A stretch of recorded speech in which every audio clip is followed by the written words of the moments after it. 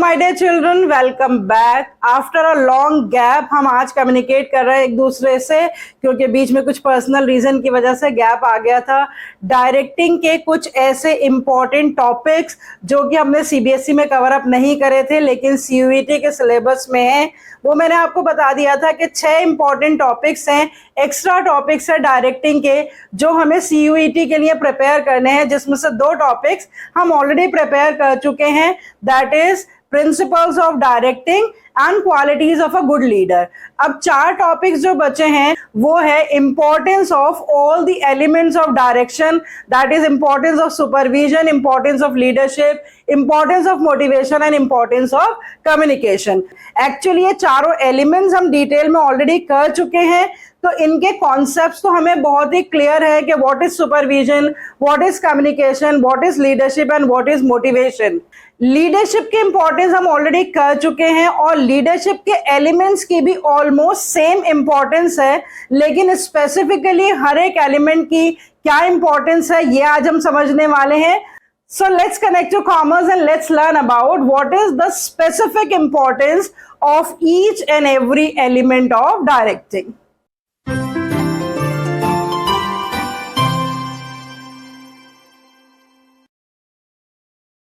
बच्चों यहाँ पर मैंने पॉइंट्स में लिख दिया है कि सुपरविजन जो एलिमेंट है डायरेक्टिंग का उसकी स्पेसिफिक इंपॉर्टेंस क्या है, लीडरशिप की स्पेसिफिक इंपॉर्टेंस क्या है, मोटिवेशन की क्या है और कम्युनिकेशन की क्या है।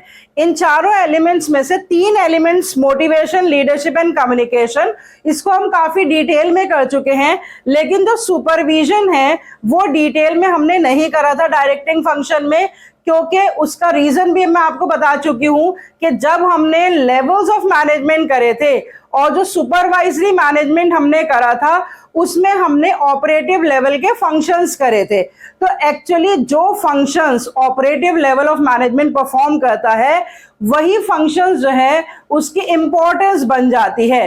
तो सुपरविजन जो वर्ड है वो 2 कनेक्टिंग वर्ड से मिलकर बना है, super plus vision. Super means from above and vision means to see. तो सुपरविजन का एक्चुअल मीनिंग क्या है? To see the performance of the workers. तो जो एक सुपरवाइजर वर्कर्स की परफॉर्मेंस को जब ओवरसी करता है, डायरेक्टली उनसे कांटेक्ट करके उनको राइट डायरेक्शन में लेकर जाता है, उस टाइम वो क्या क्या फंक्शंस परफॉर्म करता है, वही सारे फंक्शंस जो हैं वो एक्चुअली इंपॉर्टेंस है सुपरविजन की। तो सुपरविजन को हमें 2 तरह से समझना होगा। एक, supervision is an element of directing function of management, और दूसरा, supervision is a function that is perform by the supervisor. तो सुपरविजन फंक्शन परफॉर्म करते टाइम सुपरवाइजर क्या क्या करता है वो पॉइंट्स मैंने यहाँ पर लिख दिए हैं। आप हमेशा से, मैं आपसे रिक्वेस्ट करती हूँ कि स्क्रीनशॉट ले लिया करिए कि ये सारी इंपॉर्टेंस है सुपरविजन की, मोटिवेशन की, लीडरशिप की, कम्युनिकेशन की। तो एक बार आपको सारे हेडिंग्स अच्छे से पता होने चाहिए, उसके बाद जब मैं आपके साथ एक्सप्लेनेशन शेयर करूंगी, डिस्कस करूंगी, तो आपको समझ में आ जाएगा कि किस तरह से ये इसके पॉइंट्स ऑफ इंपॉर्टेंस है।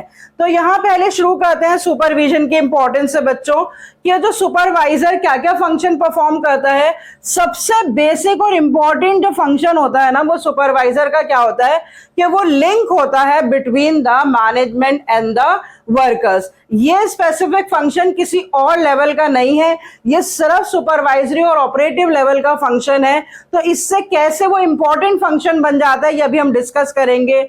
उसके अलावा सुपरवाइजर जो है वो डायरेक्ट कांटेक्ट में आता है एम्प्लॉइज के, वो एम्प्लॉइज को ट्रेनिंग प्रोवाइड करता है, वो एम्प्लॉइज को फीडबैक देता है उनके परफॉर्मेंस के बारे में, वो उनकी परफॉर्मेंस को इफेक्टिव बनाता है ताकि वो अपनी परफॉर्मेंस जो है वो टाइमली कंप्लीट कर सके, और वो उनके लिए सोर्स ऑफ मोटिवेशन होता है।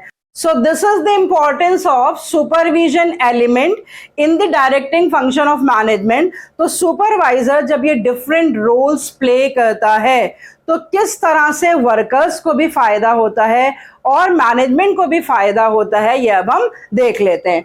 सबसे पहले जो मैंने आपको बताया, the link between the management and the workers.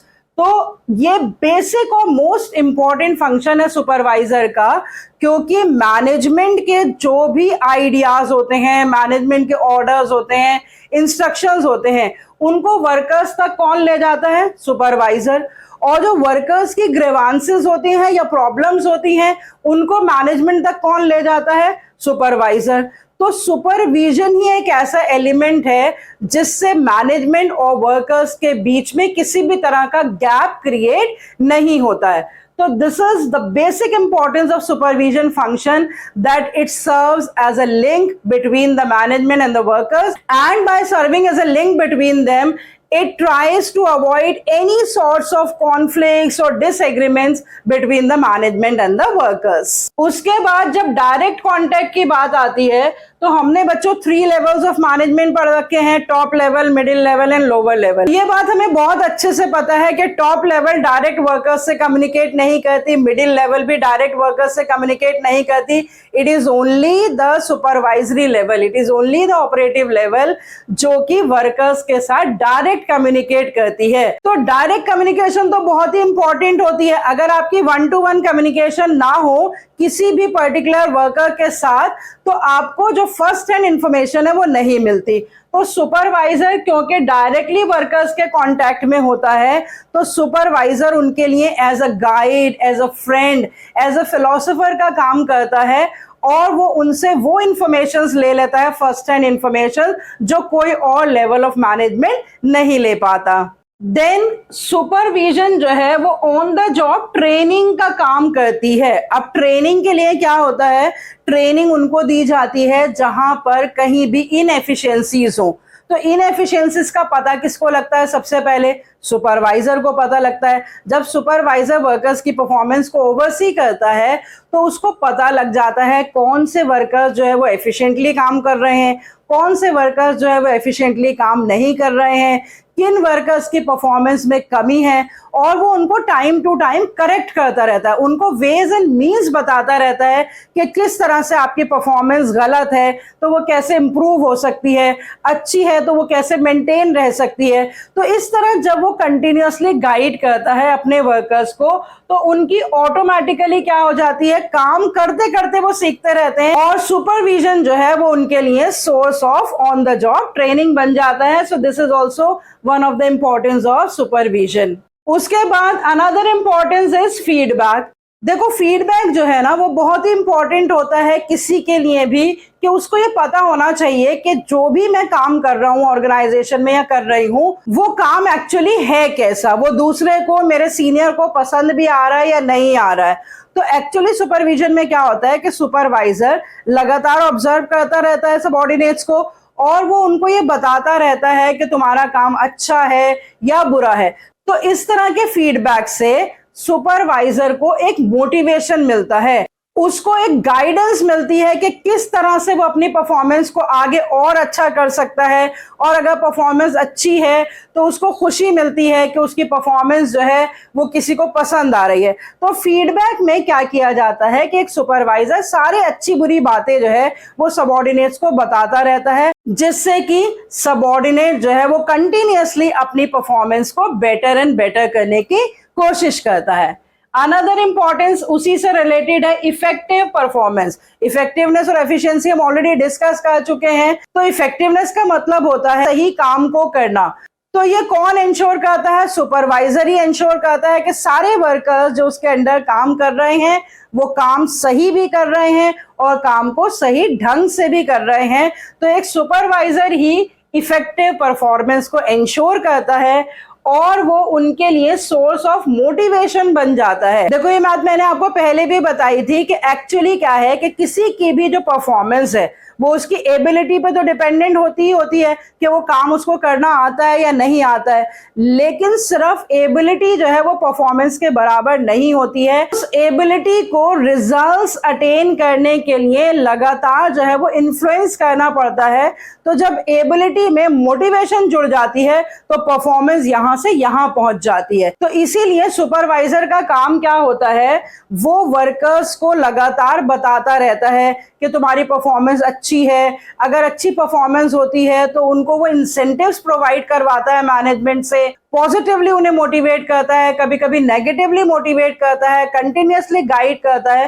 तो इन सारे फंक्शंस को जब वो परफॉर्म करता है तो एक एम्प्लॉय जो है ना हमेशा कॉन्फिडेंट फील करता है, उसको ये लगता है कि मैं कहीं भी गलती करूंगा, उसके पास ये कॉन्फिडेंस होता है कि सुपरवाइजर उसको करेक्ट कर देगा, तो ये उसके लिए सोर्स ऑफ मोटिवेशन बन जाता है। सो इस तरह से बच्चों हम देख सकते हैं कि जब एक सुपरवाइजर ये सारे फंक्शंस परफॉर्म करता है, एक कनेक्टिंग लिंक का फंक्शन परफॉर्म करता है, डायरेक्ट एम्प्लॉयज से कांटेक्ट करता है, उनको on the job training provide करता है, उनको फीडबैक प्रोवाइड करता है, टाइमली टारगेट्स अचीव करने में उनकी मदद करता है और उनको कंटिन्यूअसली मोटिवेट करता रहता है अच्छा काम करने के लिए।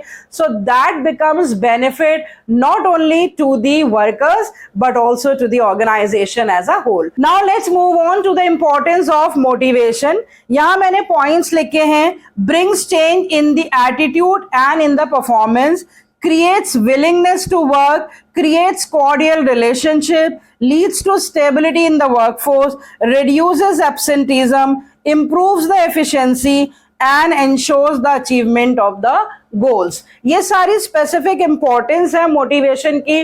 मोटिवेशन जो है वो टोटली नीड्स पे डिपेंडेंट कॉन्सेप्ट है। तो एक डायरेक्टर जो कि वर्कर्स को डायरेक्ट करता है तो उसके लिए वर्कर्स को मोटिवेट करना बहुत इंपॉर्टेंट हो जाता है और वो उनकी नीड्स को आइडेंटिफाई करके और उन नीड्स को सैटिस्फाई करके उन्हें मोटिवेट करता है। तो जो बेसिक कॉन्सेप्ट है मोटिवेशन का वो एक्चुअली परफॉर्मेंस से रिलेटेड है कि किस तरह से मॉनेटरी और नॉन मॉनेटरी इंसेंटिव्स देकर एक जो डायरेक्टर है वो वर्कर्स की परफॉर्मेंस को इंप्रूव करता है। कई बार वर्कर्स क्या होता है किसी भी काम को लेकर या तो इनडिफरेंट एटीट्यूड रखते हैं, उन्हें फर्क ही नहीं पड़ता, या वो नेगेटिव एटीट्यूड रखते हैं किसी भी काम से रिलेटेड। लेकिन जब उन्हें प्रॉपर्ली मोटिवेट किया जाता है तो उनका नेगेटिव या इनडिफरेंट एटीट्यूड किस में चेंज हो जाता है, वो पॉजिटिव एटीट्यूड में चेंज हो जाता है, only with the help of the motivation. और जब पॉजिटिव एटीट्यूड हो जाता है तो परफॉर्मेंस तो ऑटोमेटिकली इंप्रूव हो जाती है। मान लीजिए कोई एक वर्कर किसी एक पर्टिकुलर मेथड से काम कर रहा है और उसके बारे में उसको कोई बता ही नहीं रहा है कि उसका मेथड अच्छा है या बुरा है, लेकिन एक मोटिवेटर, एक डायरेक्टर उसको अच्छा काम बताकर उसको इंसेंटिव्स दे और रिवॉर्ड दे तो डेफिनेटली वो बहुत खुश हो जाएगा, उसका एटीट्यूड ही चेंज हो जाएगा। अब उसको लगने लगेगा कि हाँ वाकई में जो मेरा काम है उसको कोई जो है वो अप्रिशिएट कर रहा है, तो डेफिनेटली आगे भी उसकी परफॉर्मेंस इंप्रूव हो जाएगी। तो एटीट्यूड और परफॉर्मेंस जो होता है ना वर्कर्स का वो कंप्लीटली किस पे डिपेंडेंट होता है, मोटिवेशन पे डिपेंडेंट होता है। प्रॉपर इंसेंटिव्स देके वर्कर्स की परफॉर्मेंस को भी और उनके एटीट्यूड को भी कंप्लीटली चेंज किया जा सकता है। उसके बाद another importance is willingness to work. देखो मैंने अभी बताया आपको कि किसी की एबिलिटी हो किसी में बहुत ज्यादा काम करने की, लेकिन इच्छा ही ना हो काम करने की, तो वो इफेक्टिवली काम नहीं कर पाएगा। तो उस एबिलिटी को विलिंगनेस में कन्वर्ट करने का काम कौन करता है, मोटिवेशन एलिमेंट करता है। इट मींस कि जब वर्कर्स को प्रॉपर इंसेंटिव्स दिए जाते हैं तो वो इच्छुक हो जाते हैं काम करने के लिए, चाहे उन्हें मॉनेटरी इंसेंटिव्स मिले चाहे नॉन मॉनेटरी इंसेंटिव्स मिले, लेकिन उनकी विलिंगनेस किस बात पे डिपेंड करती है कि उनके काम का उनको रिटर्न मिल रहा है मॉनेटरीली या नॉन मॉनेटरीली या नहीं। अगर उनको इस तरह का रिटर्न दिखाई देगा तो वो ऑटोमेटिकली विलिंग होंगे अच्छा काम करने के लिए। देन मोटिवेशन से एक कॉर्डियल रिलेशनशिप एस्टैब्लिश होता है between the management and the workers. मान लीजिए ऑर्गेनाइजेशन में कोई सोर्स ऑफ मोटिवेशन है ही नहीं, तो वर्कर्स जो है उनकी लॉयल्टी और डिवोशन टुवर्ड्स द मैनेजमेंट जो है वो क्रिएट ही नहीं होगी और मैनेजमेंट भी एक नेगेटिव अप्रोच रखेगी अपने वर्कर्स के बारे में। लेकिन अगर ऑर्गेनाइजेशन में प्रॉपर मोटिवेशनल प्रोग्राम्स यूज किए जाएंगे, एक सुपरवाइजर जो है वो अच्छी रिपोर्ट देगा अपनी मैनेजमेंट को अबाउट द वर्कर्स, तो मैनेजमेंट अपने आप ही उन्हें सूटेबली रिवॉर्ड करेगी। तो जब वर्कर्स को रिवॉर्ड मिलेगा तो वो मैनेजमेंट की रिस्पेक्ट करने लगेंगे। तो इसका मतलब प्रॉपर मोटिवेशनल प्रोग्राम से ही मैनेजमेंट और वर्कर्स के बीच में एक अच्छा कॉर्डियल रिलेशनशिप एस्टैब्लिश किया जा सकता है। And with the help of motivation there is a stability in the workforce. Stability मतलब हमने कोई वर्कर्स अपॉइंट करे ऑर्गेनाइजेशन में काम करने के लिए, और वो लगातार हमारी ऑर्गेनाइजेशन में लंबे समय तक काम कर रहे हैं, काम करने में खुश रहे। अगर मान लीजिए कि किसी भी तरह का वर्कर्स को मोटिवेशन ना मिले, वो सिर्फ उनको एक लगी हुई सैलरी मिल रही है, उनके एफर्ट्स को कोई अप्रिशिएट नहीं कर रहा, कोई रिवॉर्ड्स नहीं मिल रहे हैं, तो वो थोड़े टाइम तक तो खुशी से काम करेंगे, लेकिन धीरे धीरे करके वो डिमोटिवेट होते रहेंगे और वो किसी नई जगह पे जॉब्स ढूंढने की कोशिश करेंगे। लेकिन अगर वर्कफोर्स हाईली मोटिवेटेड है तो उसका डेडिकेशन और लॉयल्टी भी बढ़ेगी टुवर्ड्स द ऑर्गेनाइजेशन, और वो कभी भी ऑर्गेनाइजेशन को छोड़कर जाने की बात नहीं करेंगे। वो स्टेबल रहेंगे ऑर्गेनाइजेशन में, और स्टेबिलिटी बहुत ही इंपॉर्टेंट होती है in the long run overall performance को इंप्रूव करने के लिए। और अगर इस तरह की स्टेबिलिटी होगी तो एब्सेंटीज्म जो है वो ऑटोमेटिकली रिड्यूस हो जाएगा। एब्सेंटीज्म का मतलब होता है कि वर्कर्स जो हैं वो ऑन एंड ऑफ जो है वो काम करने नहीं आ रहे हैं, वो ज्यादा छुट्टियां ले रहे हैं। उस सब का कारण भी क्या होता है कि वर्कर्स जो है वो अपने काम में मोनोटोनी देख रहे हैं, उनको काम करने में मजा नहीं आ रहा है, उनको ऐसा एटमॉस्फेयर नहीं मिल रहा है जिससे वो खुश होकर काम करें। तो ये सारी ही प्रॉब्लम्स किससे दूर हो जाती हैं? प्रॉपर मोटिवेशन से। तो जब वर्कर्स के एफर्ट्स को पॉजिटिवली रिवॉर्ड किया जाता है तो वो काम करने से बचते नहीं हैं, वो काम को as a source of pleasure, काम करना उन्हें अच्छा लगता है। तो इस तरह से मोटिवेशन से जो है वो एब्सेंटिज्म भी क्या हो जाता है? रिड्यूस हो जाता है। और जब वर्कर्स के बीच में विलिंगनेस होगी काम करने की, उनका एटीट्यूड चेंज हो जाएगा, उनकी परफॉर्मेंस एनहेंस हो जाएगी, एब्सेंटिज्म कम हो जाएगा, तो ऑटोमेटिकली क्या बढ़ जाएगा? एफिशिएंसी बढ़ जाएगी। एफिशिएंसी का क्या मतलब होता है कि काम को हम मिनिमम कॉस्ट पे करें।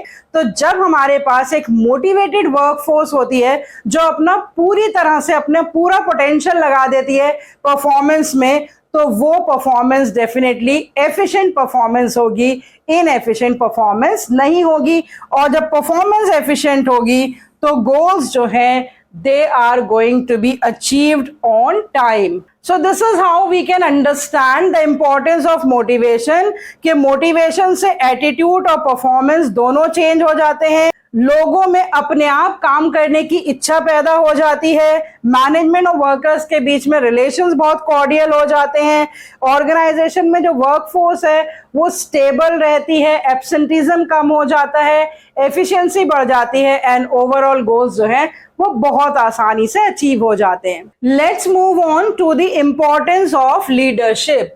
लीडरशिप और मोटिवेशन में बच्चों फर्क क्या होता है कि मोटिवेशन जो है वो परफॉर्मेंस से रिलेटेड होती है, लेकिन जो लीडरशिप है वो ओवरऑल बिहेवियर से रिलेटेड होती है।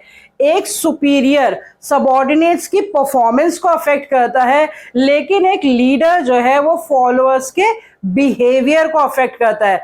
और परफॉर्मेंस बिहेवियर का सिर्फ एक पार्ट है, बिहेवियर में और बहुत सारे एस्पेक्ट्स इंक्लूड होते हैं।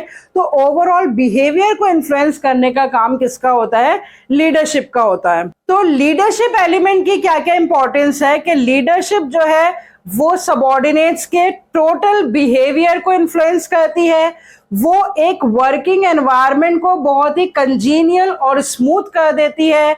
उसके बाद जितने भी जो फॉलोअर्स हैं under the guidance of the leader, उनका मोरल हमेशा हाई रहता है, वो जितनी भी चेंजेस होती हैं उनको इजीली अडॉप्ट कर पाते हैं with the help of the guidance from the leader. उनको लीडर जो है वो time to time training provide करता है, क्योंकि एक अच्छा लीडर जब रोल मॉडल बनता है अपने फॉलोअर्स के लिए तो वो ऑटोमेटिकली ट्रेन हो जाता है फ्यूचर लीडर बनने के लिए। और जो एक लीडर है वो अपने ग्रुप को रिप्रेजेंट करता है, अपने ग्रुप के मॉनिटर का काम करता है एक लीडर। तो लीडरशिप की इंपॉर्टेंस क्या है कि लीडरशिप से बिहेवियर इन्फ्लुएंस हो जाता है, ऐसा बिहेवियर हो जाता है फॉलोअर्स का कि वो ऑटोमेटिकली सेफ फील करते हैं, कॉन्फिडेंट फील करते हैं, हाई मोरल उनका होता है, बूस्ट अप फील करते हैं under the guidance of the leader. और उससे जो एटमॉस्फेयर है, टोटल वर्किंग एनवायरनमेंट जो है वो बहुत ही स्मूथ और कॉन्जीनियल हो जाता है।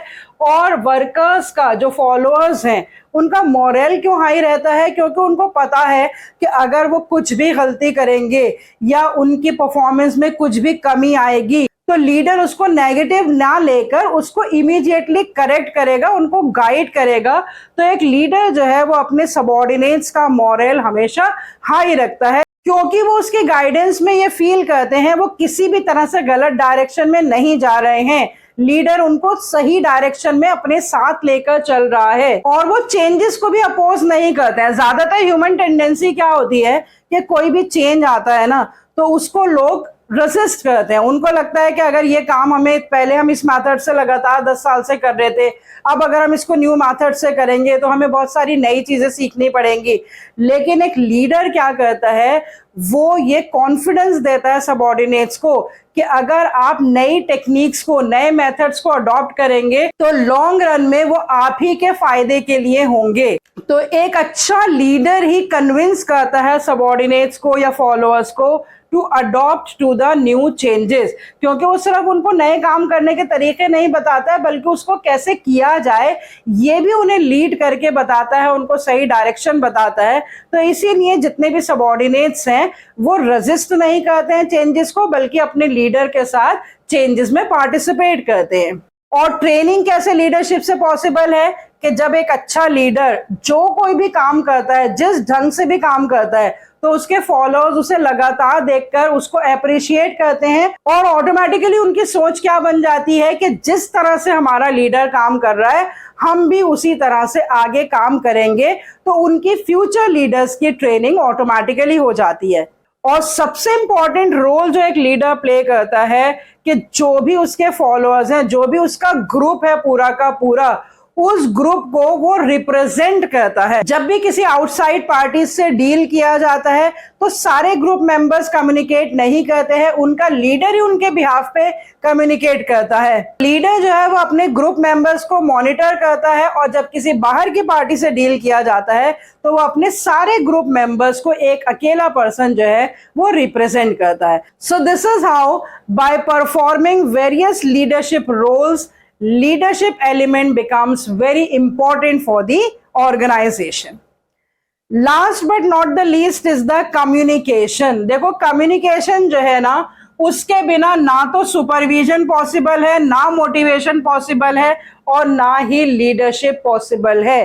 तो कम्युनिकेशन तो हम कह सकते हैं एक बेसिक एसेंशियल एलिमेंट है पूरे डायरेक्टिंग फंक्शन का। इसीलिए सबसे बेसिक इंपॉर्टेंस क्या लिखी है मैंने कम्युनिकेशन की, that it is the basis of unity of action and it is the basis of coordination. हमें पता है कि काम को बहुत छोटे छोटे हिस्सों में बांटा जाता है, अलग अलग डिपार्टमेंट्स बनाए जाते हैं, अलग अलग ग्रुप्स बनाए जाते हैं, लेकिन उन ग्रुप्स को साथ चलना होता है, एक ही डायरेक्शन में चलना होता है, उन ग्रुप्स को कोऑर्डिनेशन में काम करना होता है। तो उनके बीच में कोऑर्डिनेशन तभी एस्टैब्लिश हो सकती है when there is a communication. तो कम्युनिकेशन जो है वो बेसिक एसेंशियल एलिमेंट है for the purpose of creating coordination and unity of action. उसके अलावा कम्युनिकेशन जो है वो डिसीजन मेकिंग के लिए भी बहुत ही इंपॉर्टेंट है।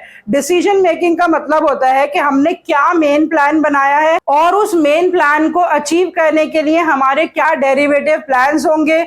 उन डेरिवेटिव प्लान्स को इम्प्लीमेंट कराने के लिए सबऑर्डिनेट्स को कम्युनिकेट करना जरूरी है। अगर वो कम्युनिकेट ही नहीं होंगे तो वो इम्प्लीमेंट भी नहीं होंगे। तो जो डिसीजन मैनेजमेंट ने लिया है, ऑर्गेनाइजेशन ने लिया है, वो डिसीजन तभी इम्प्लीमेंट हो पाएगा when there is a communication. So communication becomes the basis for the decision making also. Then communication ensures the smooth working of the organization. Communication process जब हमने करा था तो मैंने आपको बताया था कि दो पार्टीज इन्वॉल्व होती हैं, सेंडर और रिसीवर। तो सेंडर जो है वो मैसेज कम्युनिकेट करता है और रिसीवर उस मैसेज पे एक्ट करता है और वो फिर से फीडबैक देता है सेंडर को। तो इसी तरह से कम्युनिकेशन जो है वो पूरा सर्कुलर प्रोसेस होता है और उस प्रोसेस के थ्रू म्यूचुअल अंडरस्टैंडिंग क्रिएट होती है between the sender and the receiver, between the superior and the subordinate. जब जब कॉमन अंडरस्टैंडिंग हो जाती है between the superior and the subordinates तो वर्किंग तो ऑटोमेटिकली स्मूथ हो जाती है, क्योंकि किसी भी तरह की नॉइस और डिस्टर्बेंस जो है वो कम्युनिकेशन के थ्रू रिमूव कर दी जाती है. So that is why communication plays a very important role in the smooth working of the organisation. Then communication establishes the effective leadership. Leadership के हमने बहुत सारे जो है वो स्टाइल्स पढ़ रखे हैं. डेमोक्रेटिक स्टाइल है या ऑटोक्रेटिक स्टाइल है या फिर जो है वो फ्री रूल स्टाइल है. किसी भी तरह के लीडरशिप स्टाइल को अडॉप्ट करने के लिए there is a need for the communication. तो किसी भी तरह का लीडरशिप स्टाइल जो है वो कम्युनिकेशन की हेल्प से ही इफेक्टिव होगा. अगर एक ऑटोक्रेटिक लीडर है जो सारे आइडियाज और डिसीजंस अपने आप लेगा और उसके बाद वो वर्कर्स को कम्युनिकेट करेगा, तब हमें कम्युनिकेशन की जरूरत है. अगर पार्टिसिपेटिव लीडरशिप स्टाइल यूज कर रहा है कोई भी लीडर, तो उसको वर्कर्स के साथ बहुत सारे डिस्कशंस करने होंगे. डिस्कशंस के लिए भी उसे कम्युनिकेशन की जरूरत पड़ेगी. और अगर वो फ्री रूल स्टाइल यूज कर रहा है तो उसको वर्कर्स को लगातार ऑब्जर्व करना पड़ेगा कि किस तरह से वर्कर्स आपस में मिलकर प्लान आउट कर रहे हैं और उसको इंप्लीमेंट कर रहे हैं. तो कहने का मतलब यह है कि कोई भी लीडरशिप स्टाइल अडॉप्ट किया जाए, that is not possible without the communication. So leadership becomes effective only with the help of communication. Then leadership is also a source of motivation, क्योंकि जो भी फाइनेंशियल या नॉन फाइनेंशियल इंसेंटिव्स दिए जाते हैं तो वो इंसेंटिव्स देने का जो प्रॉपर चैनल होता है वो क्या होता है? कम्युनिकेशन. अगर किसी की वर्क परफॉर्मेंस को अप्रिशिएट किया जा रहा है एनुअल जनरल मीटिंग में, उसका नाम जो है वो डिस्प्ले बोर्ड पर लगाया जा रहा है या मैगजीन में लिखा जा रहा है या उसको प्रमोशन दी जा रही है थ्रू अ पर्टिकुलर लेटर या उसको सर्टिफिकेट ऑफ एप्रिसिएशन दिया जा रहा है, तो कोई भी इंसेंटिव दिया जा रहा है वो किसके थ्रू दिया जा रहा है? with the help of communication. So communication provides the motivation to the workers working in the organization. Then communication promotes cooperation and the industrial peace. किसी भी ऑर्गेनाइजेशन का मेन मोटिव क्या होता है कि उसकी ऑपरेशंस जो है वो एफिशिएंट हो, और ऑपरेशंस एफिशिएंट जब होंगी जब मैनेजमेंट और वर्कर्स के बीच में प्रॉपर कोऑपरेशन होगा. तो हम ऑलरेडी देख चुके हैं कि कम्युनिकेशन टू वे प्रोसेस है. मैनेजमेंट की बात वर्कर्स को समझ में आती है अच्छे से with the help of communication, workers की बात मैनेजमेंट को समझ में आती है अच्छे से with the help of communication. तो जब एक दूसरे की बात को वो अच्छे से समझ लेते हैं तो वो एक दूसरे के साथ कोऑपरेट करके काम करते हैं, इससे ऑटोमेटिकली पीसफुल एटमॉस्फेयर और पीस मेंटेन रहती है between the management and the workers. Last but not the least is communication increases managerial efficiency. Managerial efficiency का मतलब क्या होता है कि जितने भी मैनेजरियल फंक्शंस हैं, planning, organising, staffing, directing, controlling, वो सब जो है वो स्मूथली और एफिशिएंटली परफॉर्म होंगे तो ऑटोमेटिकली मैनेजरियल एफिशिएंसी होगी. और उन सारे फंक्शंस को, चाहे वो प्लानिंग हो, चाहे वो ऑर्गेनाइजिंग हो, स्टाफिंग हो, डायरेक्टिंग हो, कंट्रोलिंग हो, सारे फंक्शंस जो हैं वो only and only with the help of communication ही परफॉर्म किए जा सकते हैं. कम्युनिकेशन के बिना कोई भी फंक्शन परफॉर्म करना पॉसिबल ही नहीं है. तो it is the communication with the help of which all the functions are possible and with the help of which the managerial efficiency can be achieved. तो बच्चों 4 एलिमेंट्स जो हैं डायरेक्टिंग के, supervision, leadership, motivation and communication, एक एक specific और most important function तो हर element का है ही. जैसे सुपरविजन जो है उसका बेसिक फंक्शन है connecting link between the management and the workers. Motivation की बेसिक इंपॉर्टेंस और फंक्शन है influencing the performance of the employees through incentives. Leadership का बेसिक फंक्शन है influencing the behaviour of the subordinates through effective leadership. और communication का specific purpose है to create a common understanding between the superior and the subordinates. लेकिन इन चारों ही functions को जब परफॉर्म किया जाता है तो इनके इंडिविजुअल स्पेसिफिक इंपॉर्टेंस है, इंडिविजुअल स्पेसिफिक रोल्स है जो हमने आज सीख लिए. That what are the specific roles of supervision, motivation, leadership and communication apart from the basic important role that each element is performing. तो इसके साथ साथ बच्चों हमने जो डायरेक्टिंग चैप्टर के 6 टॉपिक्स थे, जो एडिशनल टॉपिक्स थे सीयूईटी के लिए, वो हमने आज कवर अप कर लिए हैं. तो आगे के चैप्टर्स के एडिशनल टॉपिक्स भी हम अपकमिंग लेक्चर्स में कवर अप करेंगे. So see you next time. Till then goodbye, stay healthy and connected.